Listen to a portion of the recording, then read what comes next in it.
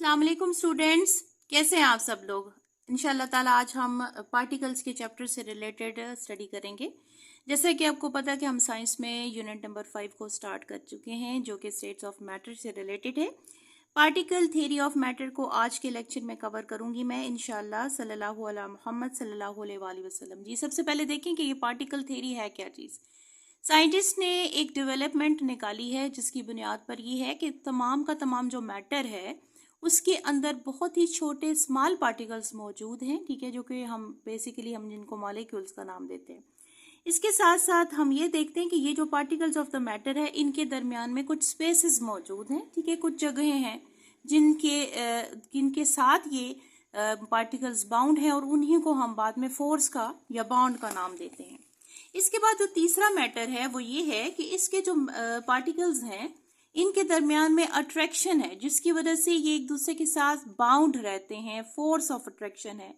और fourth main point ये है कि जो पार्टिकल इसमें मौजूद हैं जो कि हमारे पास मैटर होता है सॉलिड, लिक्विड या गैस की सूरत में, इनके तमाम पार्टिकल्स हमेशा मोशन में होते हैं। अब देखें, जब हम किसी भी पार्टिकल की हम मैटर की शेप को चेंज करते हैं तो उसके लिए हमें कोई एक्सटर्नल फोर्स प्रोवाइड करनी होती है और एक्सटर्नल चेंज देनी होती है। तो जब हीट हम किसी मैटर को देते हैं, हीटिंग इफेक्ट से इसकी जो मोशन की पार्टिकल्स की जो मोशन है वो फास्टर हो जाती है। जैसे जैसे हम इसको हीट दे रहे हैं तो मॉलिक्यूल्स एक दूसरे के साथ कोलिजन करना स्टार्ट कर देते हैं और इतनी ज्यादा कोलिजन्स हो जाती हैं कि जो दरमियान में फोर्स ऑफ अट्रैक्शन है या वो जो बॉन्ड्स हैं वो ब्रेक होना शुरू हो जाते हैं। तो सबसे पहले हम ये डिस्कस करते हैं कि सॉलिड्स के अंदर जो पार्टिकल्स हैं अगर हीटिंग इफेक्ट उनको दिया जाए तो उनके मॉलिक्यूल्स के अंदर क्या चेंज आएगी और वो किस तरह अपनी स्टेट को चेंज करेंगे from the solid to liquid. तो आप देखें कि ये मॉलिक्यूल्स हैं, ठीक है, ये मटेरियल ऑब्जेक्ट्स हैं कि जो किसी भी मैटर के अंदर सॉलिड, लिक्विड और गैस की सूरत में मौजूद हैं। अगर आपको डायग्राम नजर आ रही है क्लियरली तो आप इससे फर्क देख सकते हैं कि ये एक डेफिनेट और स्पेसिफिक अरेंजमेंट में मौजूद हैं। तो इसका मतलब ये है कि ये तमाम particles they are present in the solid, ठीक है। अब आपको नजर आ रहा है कि जो इनके दरमियान में एरोज हैं ये इंडिकेट कर रहे हैं वो फोर्स ऑफ अट्रैक्शन जिसकी मदद से ये पार्टिकल्स आपस में जुड़े हुए हैं। जब हम इनको हीट करेंगे यानी यहाँ पर ये चेंज ऑफ स्टेट का फिनोमेना एक्ट अपॉन हो रहा है, यहाँ पर जब हम इनको हीट देंगे तो ये कोलिजन स्टार्ट हो जाएंगी, ठीक है, टकराव स्टार्ट होगा, एक पार्टिकल दूसरे पार्टिकल के साथ कोलाइड करेगा और जो दरमियान की फोर्स है उसको ब्रेक करने की कोशिश करेगा। अब ये collisions Aahista Aahista with the rise of temperature बढ़ती चली जाएंगी और सारे के सारे पार्टिकल्स अपने आप को फ्री करने की कोशिश में इस स्ट्रगल के अंदर वो बॉन्ड्स ब्रेक करेंगे। जब वो बॉन्ड्स ब्रेक हो जाएंगे तो पार्टिकल्स एक दूसरे से फार अपार्ट हो जाएंगे, उनके दरमियान स्पेस बढ़ जाएगी। तो आपने नेक्स्ट जो चीज देखी कि ये अब मॉलिक्यूल्स फ्री हो चुके हैं, the particles are they all apart, ठीक है, ये एक दूसरे से दूर जा रहे हैं। तो ये वाली कंडीशन आपने देखी है कि ये किस में, लिक्विड्स में होती है। और अब देखें कि मजीद जिस वक्त हीट प्रोवाइड होती रहेगी तो अब मॉलिक्यूल्स इतने फ्री हो चुके हैं कि इनके दरमियान से सारे के सारे बॉन्ड्स गायब हो गए हैं, फोर्स ऑफ अट्रैक्शन नहीं है और ये सारे के सारे पार्टिकल्स फ्री हो गए हैं कोलिजन्स के लिए। तो हमने देखा कि गैसेस के अंदर जो है वो हमें ऐसे पार्टिकल्स मिलते हैं जिनके दरमियान में जो कोलिजन्स हैं वो बहुत ज्यादा हो रही हैं और फोर्स ऑफ अट्रैक्शन बिल्कुल नहीं होती।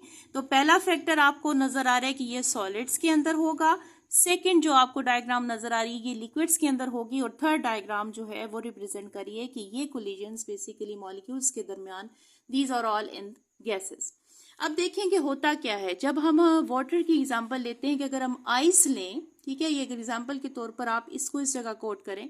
आइस को जिस वक्त हम हीट प्रोवाइड करते हैं तो वो अपनी सॉलिड स्टेट को चेंज करना शुरू कर देती है in liquid state. Aahista Aahista ice चूंकि सॉलिड में थी और वो वाटर में कन्वर्ट हो रही है मेल्ट होके। यहाँ पर ये वाली जो कंडीशन है अब इतनी मेल्ट हो चुकी है कि वो सारी की सारी किसमें, लिक्विड में कन्वर्ट हो गई है। अगर आप फर्दर उसको हीट देते रहते हैं तो अब क्या करेगा, लिक्विड बॉयल होना स्टार्ट हो जाएगा और 100 डिग्री से अबव उसकी बबलिंग होगी और आप देखेंगे कि सरफेस ऑफ द वाटर के ऊपर कुछ बबल्स या वेपर्स आपको नजर आएंगे, दीज आर गैस, ये गैस में कन्वर्ट हो रहा है और वो इफेक्ट आपको नजर आएगा इस कंडीशन में, ये थर्ड डायग्राम में। तो वाटर जो है वो इस चीज को रिप्रेजेंट कर रहा है। अब देखते हैं कि हमारे पास जो मटेरियल ऑब्जेक्ट्स हैं जिसमें सॉलिड्स हैं उसके अंदर और लिक्विड्स और गैसेस में पार्टिकल्स किस तरह कोलिजन करते हैं और किस तरह मूव करते हैं। Now in solids particles they have orderly arrangement shape. आपको पता है कि डेफिनेट स्पेसिफिकेशन होती हैं किसके अंदर, सॉलिड्स के अंदर। अरेंजमेंट फिक्स होती है, टाइटली पैक होते हैं, एक दूसरे के साथ जुड़े होते हैं, और फोर्स ऑफ अट्रैक्शन बहुत ज्यादा स्ट्रांग है। ठीक है, इतनी ज्यादा स्ट्रांग है कि इसको आप अगर बगैर एक्सटर्नल टेम्परेचर या कोई एक्सटर्नल इन्वायरमेंट इफेक्ट दे दिए बगैर इनकी स्टेट को चेंज नहीं कर सकते। दे कैन नॉट मूव, वो एक फ्रीली मूव भी नहीं करते, और अगर वाइब्रेशन करते हैं तो अपनी ही फिक्स पोजीशन के गेट वाइब्रेट करते रहते हैं। That is why they have a fix shape. इसलिए हम ये कहते हैं कि सबसे डेफिनेट शेप किसके अंदर होती है, सॉलिड्स में, और इसके साथ साथ सॉलिड्स का वॉल्यूम भी फिक्स होता है। अब जो इनके दरमियान में जो स्पेसेस होती हैं बहुत ही नेग्लिजिबल हैं, क्योंकि डेफिनेट अरेंजमेंट की वजह से इनकी कोलिजन्स पॉसिबल नहीं होती, और वाइब्रेशन का अगर फैक्टर है, यानी एक कोई मॉलिक्यूल मूव करता है तो वो अपनी ही स्पेसिफिक जगह के गिर्द मूवमेंट करता रहेगा, सिर्फ और सिर्फ वाइब्रेशन करेगा। यहाँ देखें कि ये आपको well defined shape solid particles की बता दी गई है। अब देखेंगे अगर हम लिक्विड्स के अंदर पार्टिकल्स की अरेंजमेंट को देखते हैं तो वहां पर ये किस तरीके से हमें नजर आते हैं। Now in the liquids like water, the particles are present very close, एक दूसरे के करीब करीब तो मौजूद हैं, लेकिन शेप इनकी डेफिनेट नहीं है। इस तरह की स्ट्रॉन्गेस्ट स्पेसिफिकेशन नहीं हमें नजर आती जिस तरह हमें सॉलिड्स में नजर आती है। ठीक है, ये रेगुलर अरेंजमेंट में मौजूद नहीं होते, इसीलिए हम ये कहते हैं कि लिक्विड्स की डेफिनेट शेप नहीं होती, बल्कि they have a definite volume. अब वॉल्यूम का फर्क और शेप का फर्क क्या है, यहाँ पर जो force of attraction in liquids होती हैं ये स्ट्रांग तो हैं, लेकिन ये किसके मुकाबले में वीकर हैं, सॉलिड के मुकाबले में, क्योंकि सॉलिड्स को इजीली अपनी स्टेट को चेंज करना, ठीक है, वो बहुत मुश्किल होता है अनटिल के एक्सटर्नल टेम्परेचर या कोई एनर्जी इफेक्ट या कोई टेम्परेचर जो आप यूज कर रहे हैं उनकी स्टेट को चेंज करने के लिए वो स्ट्रांग हो। तो यही बात, इस वजह से सॉलिड्स को लिक्विड्स में चेंज करना कंपैरेटिवली मुश्किल होता है। लेकिन अगर हम लिक्विड्स की बात करें तो लिक्विड्स को एक्सटर्नल टेम्परेचर देते हुए इजीली हम इनकी शेप को इनकी जो क्या कहना चाहिए स्पेसिफिकेशन को चेंज कर सकते हैं। यहाँ पे आपको जो डायग्राम नजर आ रही है ये देखें कि ये जो मॉलिक्यूल्स हैं सारे जो लफ्ज मॉलिक्यूल्स हैं बेसिकली यही पार्टिकल्स मौजूद होते हैं मैटर के अंदर। इनकी वेल डिफाइंड शेप नहीं है, एक दूसरे से करीब करीब भी नहीं है, और इनकी अरेंजमेंट अगर आप वाटर की सूरत में देखें तो वो आपको इस तरह नजर आएगी। इस फोर्स ऑफ अट्रैक्शन की वजह से due to the strong force of attraction between them the molecules of the liquid they cling together, एक दूसरे के साथ जुड़े हैं लेकिन अपार्ट नहीं हो सकते। ठीक है, इस बात का मतलब ये है कि एक दूसरे के साथ साथ तो है, स्पेसेस भी मौजूद हैं, लेकिन आप अपनी स्पेस लेकर वो कहीं बाहर एक्सटर्नल इन्वायरमेंट या मीडियम को वो जाकर ज्वाइन नहीं कर सकते। इस वजह से हम ये कहते हैं कि लिक्विड्स का हमेशा जो वॉल्यूम होता है वो फिक्स होता है। अच्छा जी, however the molecules they are free, movement करने के लिए तो फ्री हैं लेकिन कोई मीडियम नहीं ले सकते। ठीक है, रोटेट भी कर सकते हैं। Now they can change their position, अगर कंटिन्यूस मूवमेंट चल रही है तो अपनी पोजीशन को भी बदला सकते हैं। शेप ऑफ द कंटेनर जिसके अंदर आप इसको डाल दें, यही वजह है कि एक लिक्विड जो है उसका फ्लो और वो किसी भी एक वेजल से दूसरे वेजल में अनटिल इफेक्ट के अंदर ग्रेविटेशनल इफेक्ट के साथ साथ हम पोर कर सकते हैं। कहने का मतलब ये है कि लिक्विड्स का हमेशा वॉल्यूम डेफिनेट होता है। इस डेफिनेट वॉल्यूम का मतलब ये है कि अगर आप कोई कंटेनर यूज कर रहे हैं और जो एक बोतल के अंदर या किसी फर्स्ट कंटेनर के अंदर आपको वॉल्यूम अगर आप मेजर करें लिक्विड का जो मिलेगा वही आपको सेकंड कंटेनर के अंदर भी नजर आएगा।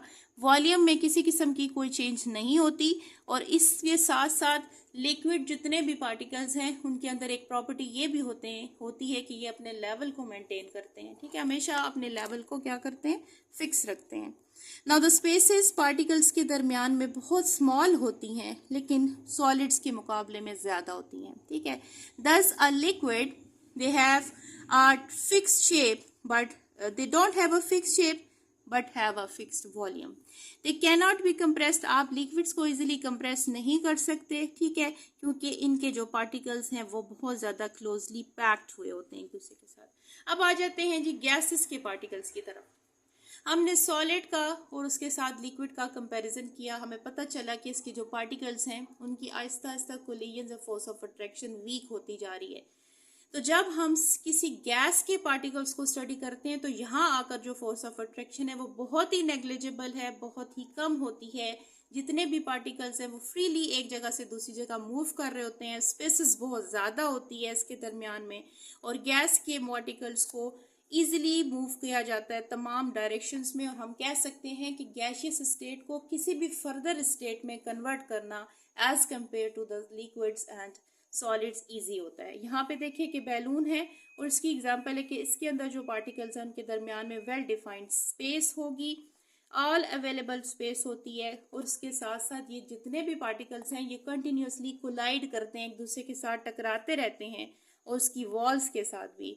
Now when the particles of the gas are free to move, they will fill a container no matter how small or big in this, and this is the reasons gases have neither, ना ही fix shape होती है और ना ही fix volume होता है। आज की study में हमने थ्योरी के बारे में पढ़ा कि मैटर की पार्टिकल थ्योरी क्या है, और आपने इनके जो गैसेस, लिक्विड्स और सॉलिड्स की स्टेट्स हैं उसके पार्टिकल्स को इजीली स्टडी किया। नेक्स्ट लेक्चर तक के लिए आपसे इजाज़त चाहती हूँ, फिर इंशाल्लाह मुलाकात होगी, तब तक के लिए अल्लाह हाफिज़।